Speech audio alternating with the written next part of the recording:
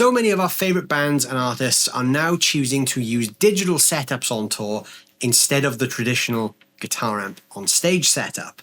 Now, there are pros and cons to this, and as guitar players, we're always going to have our own opinions based on the gear that we personally love to use. But it is a fact that digital is on the rise, and not only is the technology getting better and better, but it's getting more interesting and experimental for us to integrate into our own rigs. And it also makes touring a little bit easier because we can actually go anywhere in the world and take less gear with us. So in this video, I'm going to be sharing with you some tips and ideas and concepts around how to use modeling in your own playing and how to get the most out of your own modeling rig on the road. So this video is brought to you in partnership with musicradar.com. Down below in the description, there's a link over to the Music Radar website, which will take you to an article that I've written to accompany this video. So please go check that out, because all of the stuff we talk about in this video is also written out in that article in more detail. That is a really good resource for this video. So before I start sharing with you some of the tips and ideas and concepts, I want to first of all show you very quickly what I use and how I use it in my own rig and my own touring, and then talk about some alternatives to that as well. So this is my touring pedal board. Now, you'll notice in the top corner, I've got a Line 6 HX Stomp XL. Line 6 being one of the companies that most people think of when you think of modeling. They've been a huge mainstay name in the modeling world for the last 20 or so years. I've been using the HX Stomp as both an amp directed into the PA and as a supplement to a real amp on stage for many, many years, and it's been an incredibly reliable unit. Now, in my current touring setup, I'm actually not using this as a real amp, purely because I'm actually playing venues at the moment that are big enough to afford me the option to have a real amp on stage. But I've got my HX Stomp XL configured so that if my on-stage amp has a problem or goes down, I can change patch on here, and one of the outputs will feed a DI box, which will feed the front of house with a modeled amp. So basically my live sound is uninterrupted then, because if my on-stage amp goes down, I've basically got another amp waiting right here. But the other advantage to this is I could just take my pedal board to a gig and I'm good to go. I don't actually need an amp because I can just plug this straight in and my amp is there as well. Now, there are many other products available that do this very same job at all different price ranges as well. This is a pretty good priced product that's kind of right in the middle of the pricing structure, but you can get modeling products that are around the £100 mark. You can get modeling products that are around the £2,000 mark. So I'm going to show you a couple of different alternatives now that I use a lot in my own playing as well. Some of these I've used for gigging as well, where I might have not been able to take a big board. I've needed to take just a few pedals, and I've built a sort of a smaller rig around these things. One of those is the TC Electronics Combo Deluxe 65. This is a really affordable pedal that simulates and emulates the sound of Fender Deluxe. It's great because it's got 2 channels, it's got reverb, it's got a built-in cab sim, so it can do the job of this, but if you just need one great sound, this can give you that. If on the other hand you want to either capture your favorite amp or have something with way more digital tweakability, you could look at something like the IK Multimedia Tone-X. This is the Tone-X 1, which is the smaller version, but there's also a big form version of this with more on-pedal tweakability. This has the option to kind of capture sounds in the same vein that a Kemper does, and it's got a bunch of other cool kind of preloaded sounds. And the other option you can go for is something like this, which is the Blackstar Amped 1. Now, this is not strictly a modeler. This is actually a guitar amp. It's a 100-watt amp in pedal form, because you can actually power an on-stage cabinet with this. But what you can do is you can run out of a simulated cabinet output here on the side via an XLR straight into the PA. So you could use this in the same vein as you would a modeler. This is not strictly a modeler in the conventional sense, but it has modeling capabilities, let's say. But you can treat this exactly the same way. So all the things we talk about in this video are going to be applicable to any of those sort of products. So if you've got a product that does what any of these things can do, you can use these tips in your own rig. So the first thing I want to talk about is how to set it up. Now, for most people, you're going to be treating a modeler, much like I am with the HX Stomp, as your guitar amp. So as such, you're going to want it to be last in the chain. So when I have the signal flow of my pedal board mapped out, This is basically the final point. So the sound comes out of here and it goes to the PA, or if I'm using a real amp on stage, this feeds the real amp. The reason for that is because the amp model is basically going to replace our guitar amp. So what we don't want to do is start putting things after it that are going to be weird. Like you don't want to put an overdrive after your guitar amp, because realistically in the real world, you wouldn't actually do that. Now what we can do with all different modelers, depending on what we use, is we can put things after it that we would typically put in an effects loop, let's say. So things like reverbs, modulations. I actually have mine here that are actually in front of this because I'm just running a clean amp in here. But if you're running an overdriven amp in your modeler, you might want to consider putting some of these things after it to simulate the loop of real amp. Or if you've got something like a HX Stomp, which has an effects loop, as does something like the Amped 1, you can actually run these things in the effects loop of that unit as well. So what you really want to do with any amp modeler is you want to treat it like you would your guitar amp. You want to make sure that's last in the chain because that's the thing that's giving you the sound.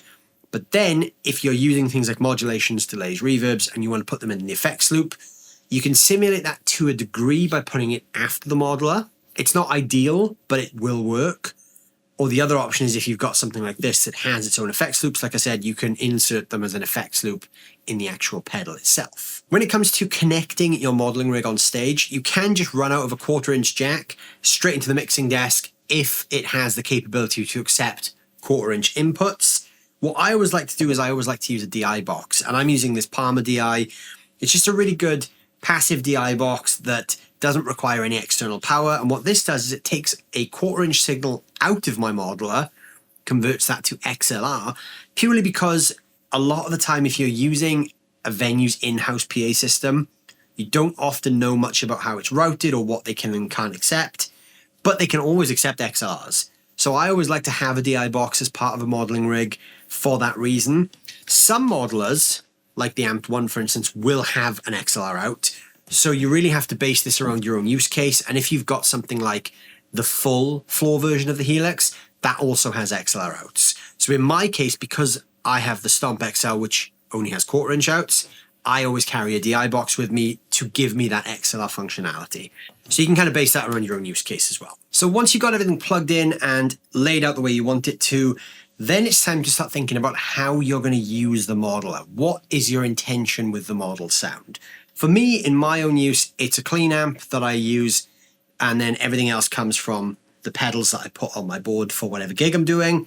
If you're playing rock or metal and you want to use an overdriven or distorted amp, same principle applies, but you'd set your modeler up with that sound in mind. Think of the sound you want from your amp, set the modeler up like that, because that is now your amp. I've also got some pedals that are always on, and you may also have some of these things as well. So you want to set your amp sound up with these things in mind too.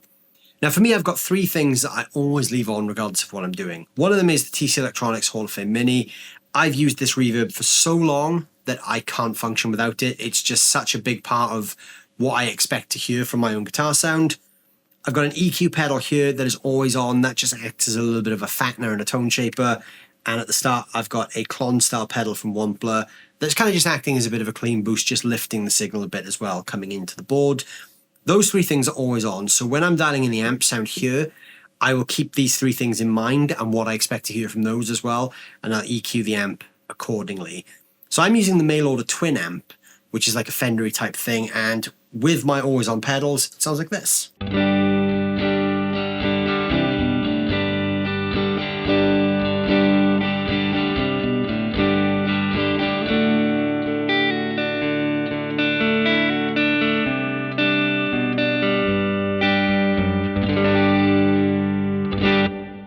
So that's a really nice clean sound that I can get through any gig I need to with.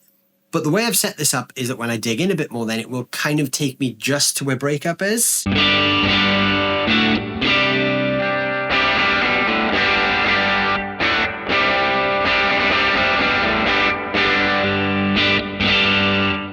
So that's not like an overdrive or a distortion such, it's just a little bit of aggression that I can use when I dig in. And that works great then with gain pedals because I can boost that a little bit more.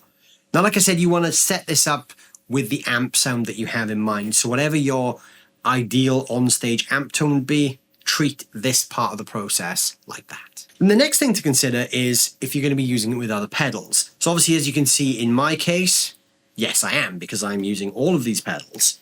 Now, the reason I like this setup is because that clean sound takes overdrives very well.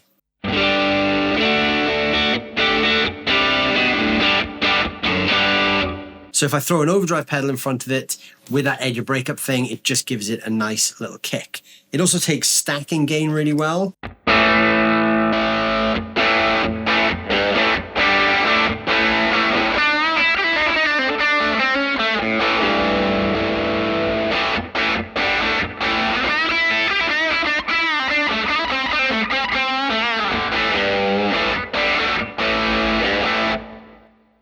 Because whatever I decide to throw at it, I can kind of get all these different sound layers out. Now, my pedal board is designed to basically be like a catch-all thing. With it being a clean amp, it's obviously going to take regular effects really well too. So if I want to play with chorus, I can.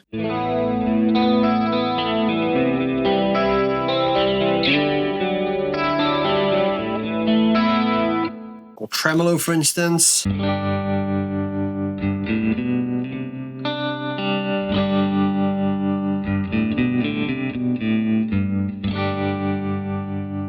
If you have a modeler like the HX Amp XL, that will also have different effects inside, so you can also use that to add different layers of effects to your sound as well. If you like the idea of going digital, but you don't want to hard commit to the idea of having no sound on stage whatsoever, because typically people who play fully digital will use in-ear monitors, you can look at using an FRFR Cab. And in this video, I'm going to be using this one here from Positive Grid, which is called the Spark Cab, but there are plenty of other cool ones out there on the market. And what this basically does is it is a guitar cabinet that does not have its own characteristics.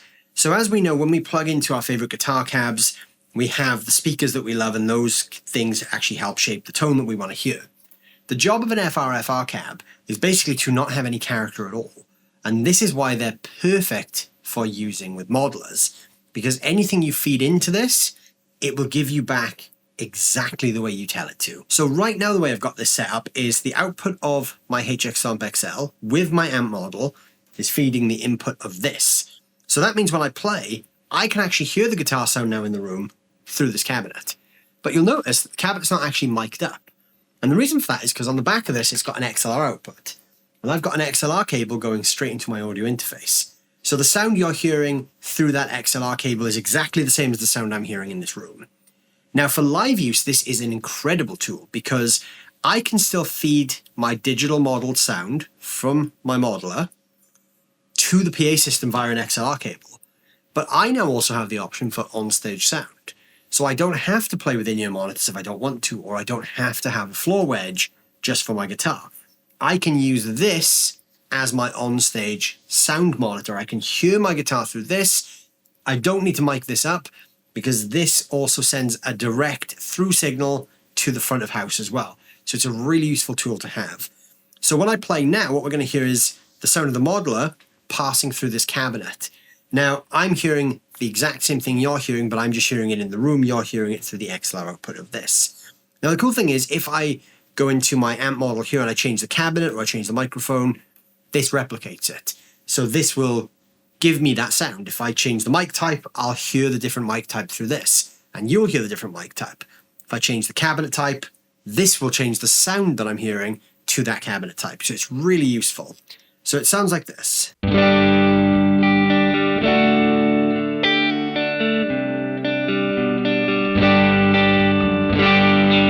If you're thinking that actually just sounds the same as what I've already heard in the video, that's actually a good thing, because the point of this is not to actually change your tone at all. It's just to take your tone out of the modeler into the room that you're in without using in-ear monitors or without using a floor wedge. So these are a great way to turn your modeling pedal into a live amp that you can actually use. So even with things like overdrive, it still works great.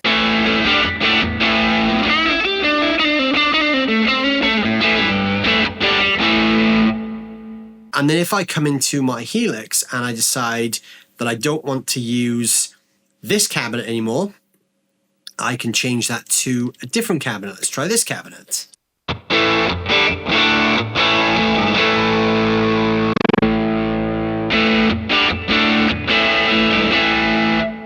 Or this cabinet.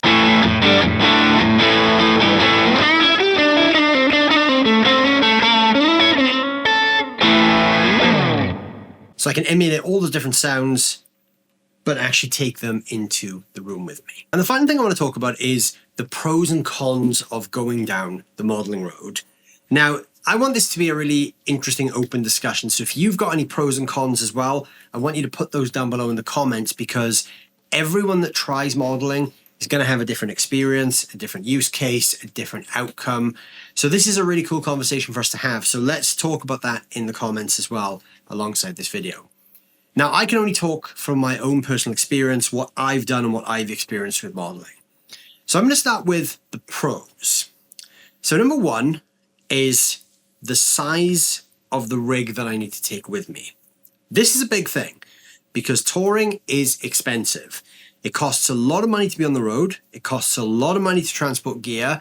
And obviously gear itself costs a lot of money. So if we're taking a load of gear on tour with us and something gets damaged or goes missing, it's a big outlay to replace it.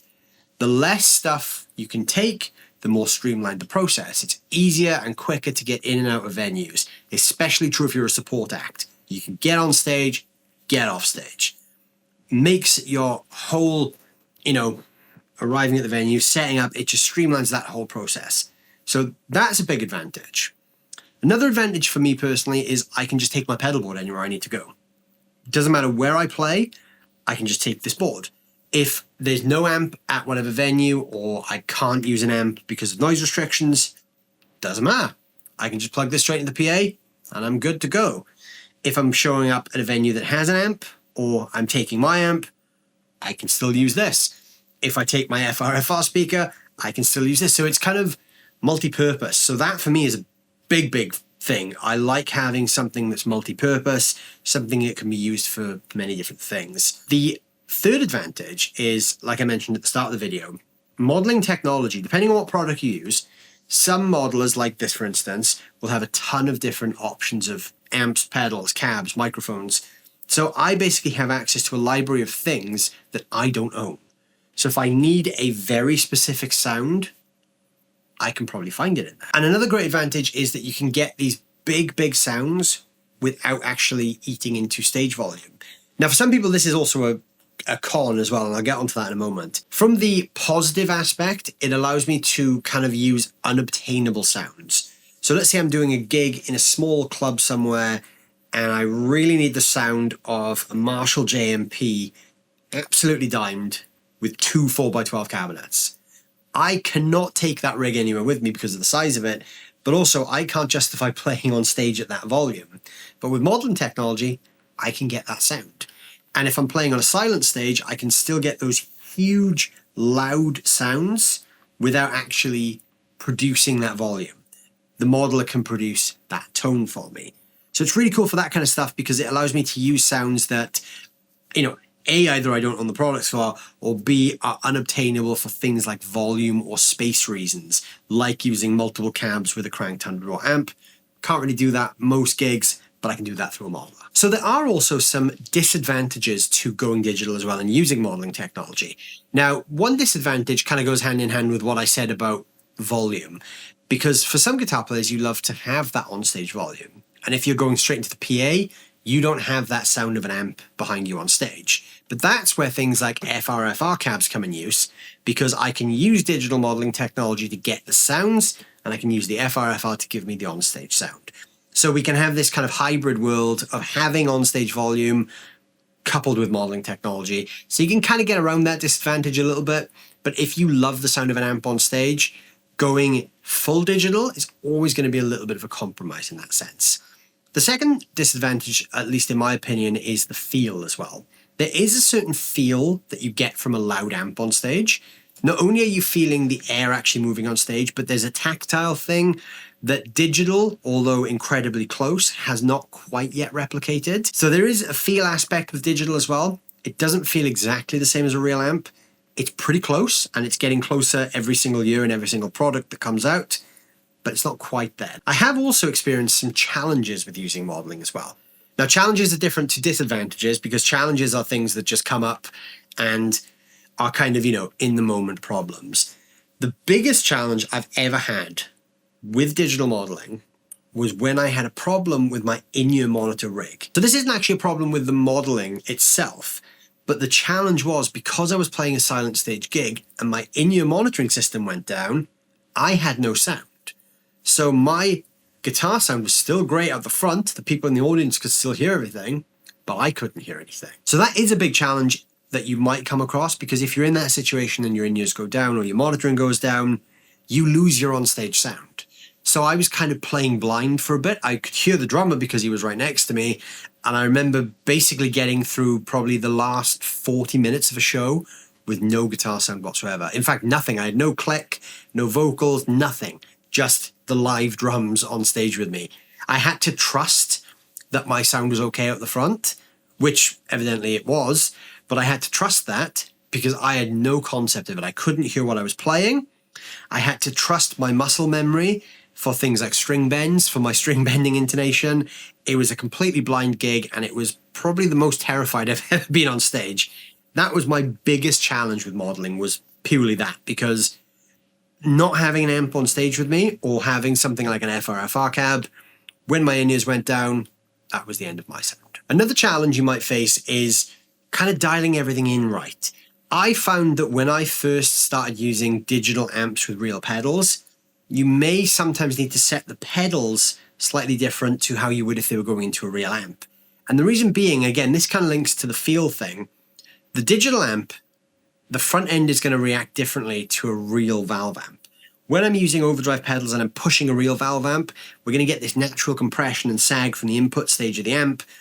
Digital will simulate that to a point, but then it starts to get a bit weird. So you may need to gain stage your pedals slightly different depending on the amp model you're using to get the same results as if you were using a real amp as well. But yeah, there we go. There are some tips, tricks, concepts, ideas, whatever you want to call it, around using amp modeling. And like I said, I want to hear from you guys on what challenges or advantages or benefits you've found from modeling, and let me know how you're using them as well. I want to know if you're using them for gigs, for practice, whatever.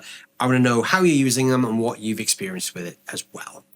Don't forget to check out that link in the description that will take you over to the article that I wrote that's on the Music Radar website. It's a great accompaniment to this video because basically everything I talk about here in the video, we talk about in a little bit more detail over there as well. Thank you guys so much for watching. As always, don't forget to hit that like button, hit the subscribe button if you're new to the channel, and I'll see you guys very, very soon. Thank you so much as always.